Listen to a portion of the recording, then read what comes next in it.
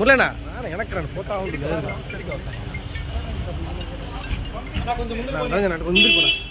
ముందు సుబ్బయ్య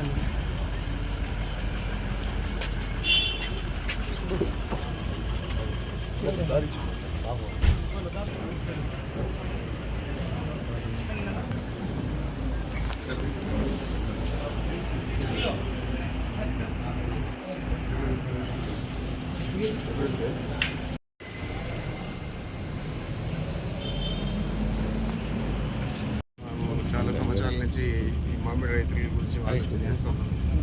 గతంలో ఎప్పుడు ఈ విధమైన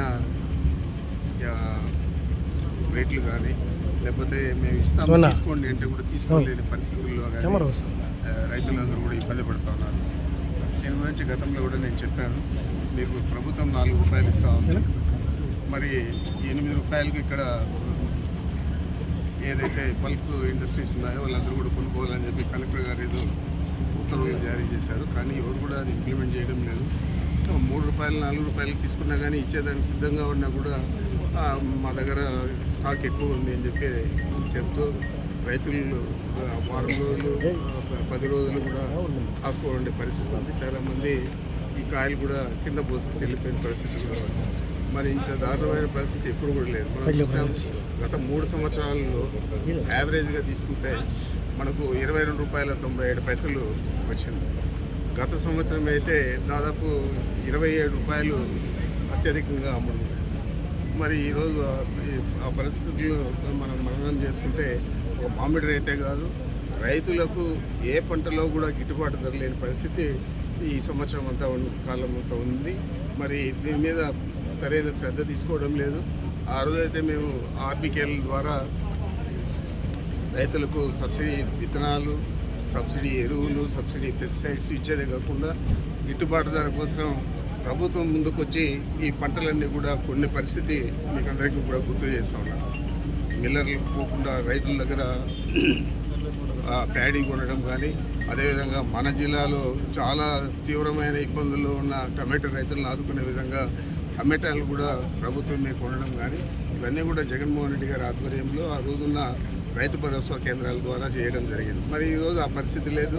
ఏ పంటకు గిట్టుబాటు ధర లేదు. ప్రతి పంటకు కూడా పొగాకు కానీ, లేకపోతే కాటన్ కానీ, లేకపోతే షుగర్ కేన్ రైతులు కానీ, లేకపోతే ఈరోజు ప్యాడీ రైతులు కానీ, అన్నిటికంటే కూడా అధ్వానంగా ఈరోజు మామిడి రైతులు చాలా ఇబ్బందులు పడుతూ ఉన్నారు.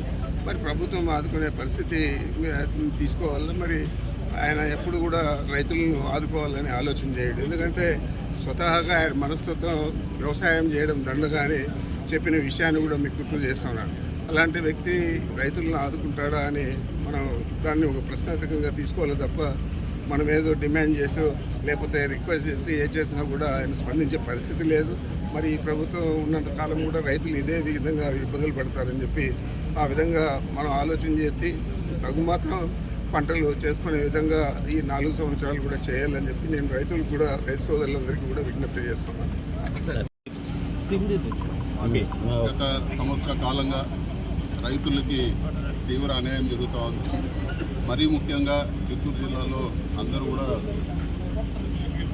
మామిడికాయల పైన రైతులందరూ కూడా మామిడికాయల పైన ఆధారపడి బతికే పరిస్థితి ఉంది. అదేవిధంగా పాలు పైన కూడా ఈ ప్రభుత్వం వచ్చినాక ఈరోజు రాష్ట్ర వ్యాప్తంగా చూస్తున్నాం. మిర్చి రైతులు కానీ, అట్లా ప్రాన్స్ పెంచే రైతులు కానీ, ఈరోజు మామిడికాయల రైతులు కానీ ఎప్పుడు కూడా గత 20 సంవత్సరాల్లో కూడా లేని రేట్లు ఈరోజు 3.5 రూపాయలు 4 రూపాయలు 1 కిలో మామిడికాయలు ఈరోజు ఫ్యాక్టరీలు తీసుకుంటున్నాయంటే ఇంత దారుణంగా పరిస్థితి ఎప్పుడు కూడా లేదు. ప్రభుత్వం స్పందించి వీళ్ళందరూ కూడా న్యాయం చేయాలని చెప్పి కూడా మేము కోరుతా ఉన్నాము. అదేవిధంగా ఈ రైతులు ఎన్ని ఫ్రీలు ఇచ్చినా కూడా రైతులు వాళ్ళ జీవనోపాధి దెబ్బతిందంటే మన పూర్తిగా అందరూ కూడా ప్రజలందరూ కూడా నష్టపోయే పరిస్థితి. మరీ ముఖ్యంగా చూస్తే పాల రైతులు రేట్లు కూడా దాదాపు 4-5 రూపాయలు తగ్గిపోయిన పరిస్థితి. అమూల్ను దెబ్బతీసి ఈరోజు ప్రైవేట్ డైరీలన్నీ కూడా రేట్లు కార్టెల్ అయ్యి ఈరోజు రేట్లు తగ్గించేసిన పరిస్థితి జిల్లాలో చూస్తున్నాం. ఇవన్నీ కూడా ప్రజలకు ఇబ్బందులు కలిగే పరిస్థితులు. వీటన్నిటిపైన కూడా జగన్మోహన్ రెడ్డి గారు స్పందిస్తారు. వాళ్ళ పక్షాన అందరి తరఫున కూడా ఆయన పోరాటం చేస్తారని చెప్పి కూడా నేను తెలియజేస్తాను. ఈరోజు జగన్మోహన్ రెడ్డి గారు ఎక్కడ పర్యటన చేసినా కూడా జీర్ణించుకునే పరిస్థితి కూడా లేదు. ఆయన ఏం అడుగుతా ఉన్నారు, మీరు ఇచ్చిన హామీలు నెరవేర్చమని చెప్పి ఆయన అడుగుతా ఉన్నారు. కానీ పరిస్థితి చూస్తే ఆయన్ని ఏ రోజైతే ఆయన ప్రజల్లోకి పోయి హామీలు నిలబెట్టుకోమని కోరుతారో ఆయన వ్యక్తిగతంగా దూషించే పని తప్పితే వేరే ఒక పని చేయడం లేదు. సో ప్రజలందరూ కూడా గమనించాలి. ఈరోజు రాష్ట్రంలో జరుగుతున్న ఈ అరాచక పరిస్థితులన్నీ కూడా ఖచ్చితంగా వైఎస్ఆర్ కాంగ్రెస్ పార్టీ జగన్మోహన్ రెడ్డి గారి ఆదేశాల మేరకు ఏదైతే ప్రజలకు హామీలు ఇచ్చారో అవన్నీ కూడా నెరవేర్చే వరకు పోరాడతామని చెప్పి కూడా నేను తెలియజేస్తాను.